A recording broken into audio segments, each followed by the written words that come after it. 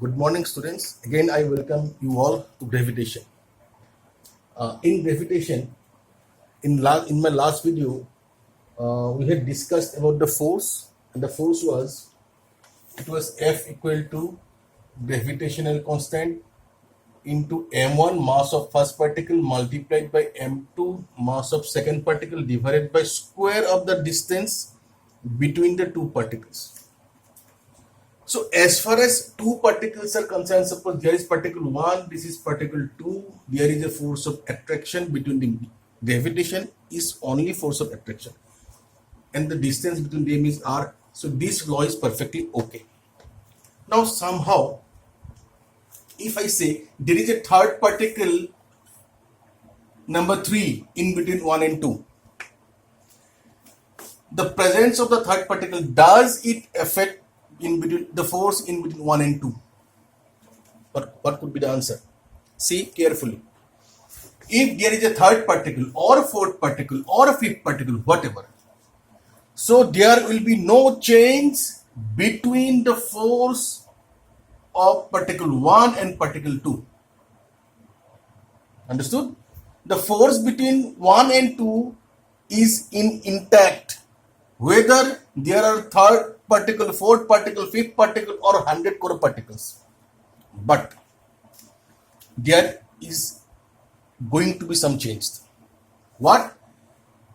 The force experienced by particle number 1, the force experienced by particle number 1 going to be changed. Force experienced by particle number 2 going to be changed. But force between particle 1 and 2 is not going to change. Okay. So there is a superposition theorem which I am going to discuss. Okay. First of all, say there is a point mass. What is point mass? Point mass is, it is the smallest possible size and below which nobody can imagine. Okay. So it's small possible particle. So since I am saying it's a particle, that means it has a physical existence, but it's so small that below which इससे छोटा नहीं हो सकता. Imagine नहीं कर पाएंगे. If there are point mass 1 and 2, here is the force of attraction between 1 and 2. If there is system of particles, I think you have heard about system of particles. If there this is system of particles. What is system of particles? System of particles means combination of particles of equal size. It's a mere imagination. ये कल्पना है. It's mere imagination.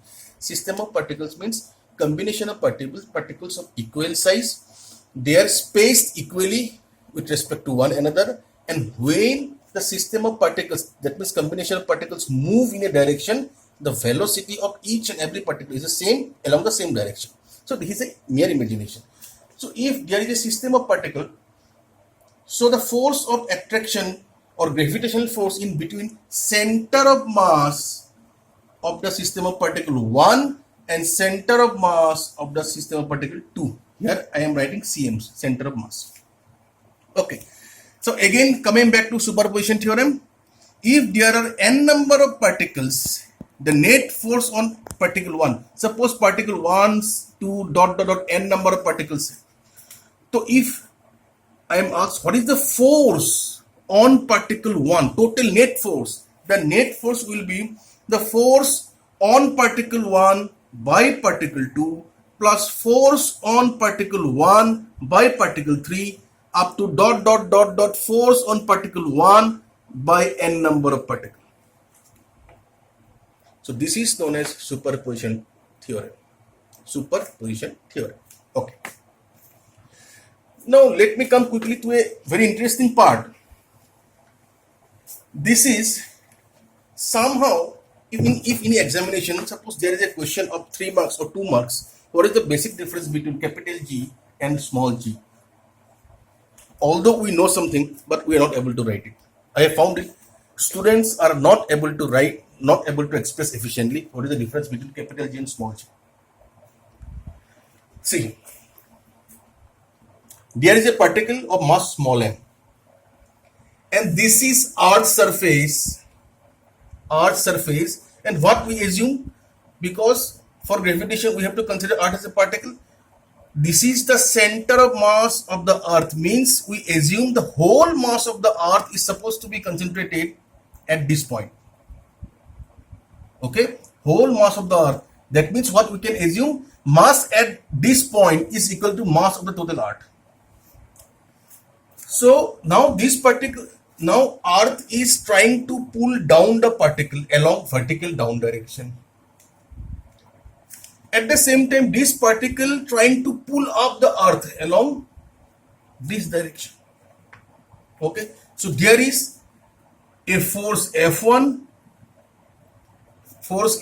experienced by particle having mass m due to Earth, force F2 felt by Earth due to the particle having mass m. So this is F1 and this is F2. For obvious reasons, F1 and F2 are not equal. Since the force are not equal, not balanced, okay, that means net force is not equal to 0. So we know from kinematics, if net force is not equal to 0, there is a resultant acceleration. This resultant acceleration is known as acceleration due to gravity. we do know one more thing. When a particle is falling freely towards Earth's surface, mind it, towards Earth's surface, if a body falling freely towards Earth, its velocity is increases. So if velocity is increases, that means velocity is not uniform. If velocity is increases, there must be acceleration, and this is acceleration due to gravity, because the body is falling freely towards the Earth. Okay, let us do first the calculation part. Very easy. The force between the particle having mass m and the Earth, force equal to m g into m into small m divided by, see, since this is the center of mass, capital R is the radius of Earth. So we have to take distance between the particle and the center of mass. It's not h. H is the distance from particle to the surface of the Earth, but center of mass is in depth of the Earth. So distance is capital R plus h, whole square. The radius of Earth is almost 6,400 kilometer, and so h is not a very huge quantity. H is very less than R. So we can write, neglecting the value of h, F equal to g into m into small m divided by R square, where capital M is the mass of Earth, small m is the mass of particle which is falling down. So F, this must be a net force. So what is F? F equal to m into A equal to g into m small m by R square. M gets cancelled. So acceleration, so this is the net force, this is the net force. So net force equal to ma, that means force is not balanced. So instead of acceleration, we can write acceleration due to gravity, being more specific. G equal to capital G into mass of Earth divided by R square. So this is the relation between, mathematical relation between acceleration due to gravity and universal gravitational constant, and the comparison of capital G and small g like this. Capital G is constant anywhere in the universe. Capital G is a fixed quantity, it is not an acceleration. Small g is a variable quantity. Even on the Earth's surface, the acceleration due to gravity varies. At pole it varies, at equatorial region it varies, at moon it varies, but at moon, at Jupiter, capital G is not going to vary. Small g, it is acceleration, unit is meter per second square. Capital G is not acceleration, it is a gravitational constant. And here is the mathematical relationship. And here for the diagrammatic representation, I hope you understand what is capital G and what is G, how G is evolved, how the concept of G comes to our mind. I hope this video is very beneficial. I think so. And thank you so much. If you like it, if you feel it's beneficial for the students, like, share, and subscribe. Thank you so much.